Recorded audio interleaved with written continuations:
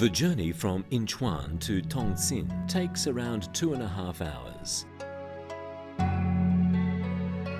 Lush farmland and greenery are impressive sights the entire way there, stretching as far as the eye can see.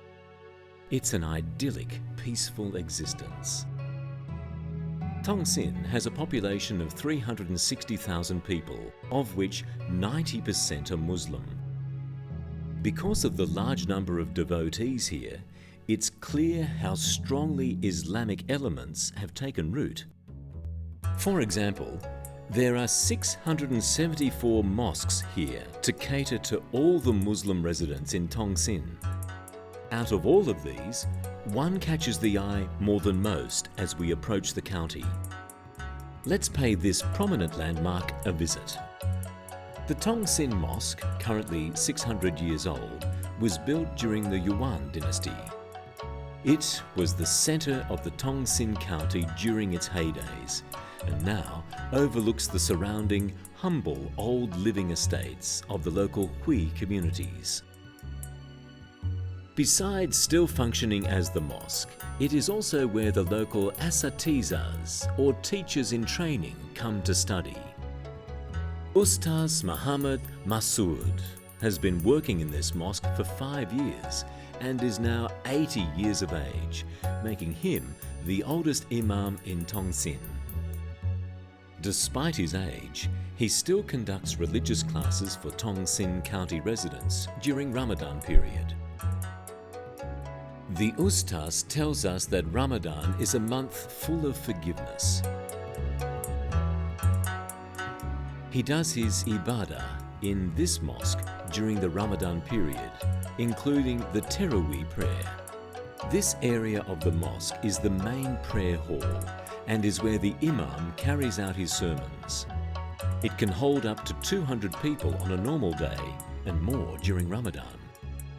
As for the preparation of the breaking fast meal, this mosque does not have any specialized community activities, as their congregation is much smaller than other mosques.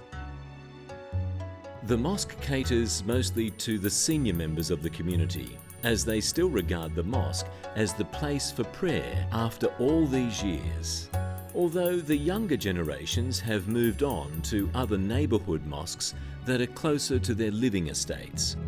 It's left to the older members of the congregation to bring their own food and share it with others. As the town develops and spreads, the town centre shifts as well. While Tongxin Mosque used to be the centre of the village, over time newer mosques were built to accommodate the town's growing population. Although this is an inevitable change of time and progress, the people here still regard Tongxin Mosque as the spiritual centre of Tongxin County. From the vantage point provided by the towering mosque, we can see the surrounding village stretching out before the eye, and one can see how the development here has progressed. Let's visit one of these households to see how they celebrate Ramadan. We meet Mr. Li Maojun, or Yusuf in his Islamic name, a retired construction company manager. He is now enjoying the fruits of his labour and leads a comfortable life with his wife in his humble, single-storied concrete house with wide, welcoming courtyard. 对我来说是在金钱来说不太重要了，因为我金钱不缺了啊。因为我刚才不是说过了，我家有几个儿子，有个女子，我的女子你看都是干的大事业。 我的女婿都干的大事业，我的儿子，你看我刚才也说过，不说那么多了啊。对我来说，除了礼拜，这是我最理想的、最主要的工作，就是这样啊。According to Mr. Yusuf, Ramadan is the holiest month for him, where he will rigorously perform daily prayers at the local neighbourhood mosque. He is quite content with what life has offered him so far, and is very generous and willing to share the celebrations with his fellow people in the village by maintaining an open house throughout the month of Ramadan. Usually, Mr. Yusuf goes to the mosque to conduct morning prayers. When he returns, his wife, Mrs. Ma Yunying, or Mrs. Sarah, will proceed to the AlQuran class to teach.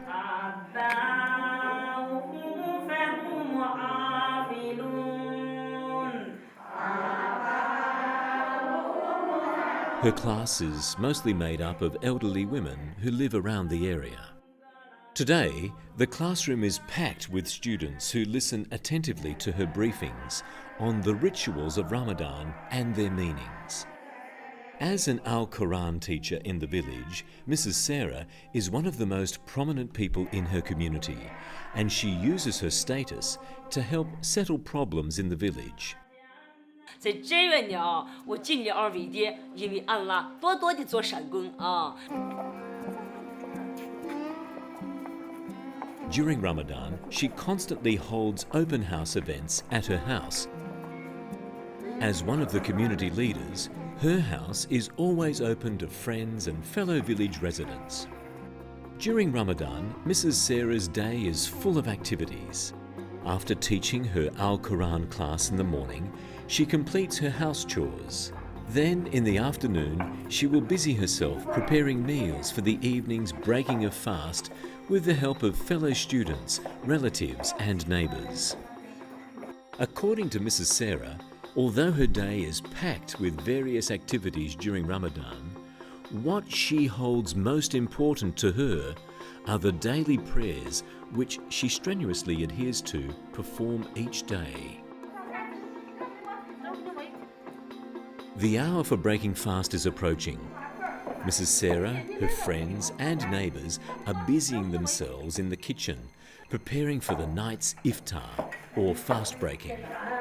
Let's join them and discover one of the region's special delicacies.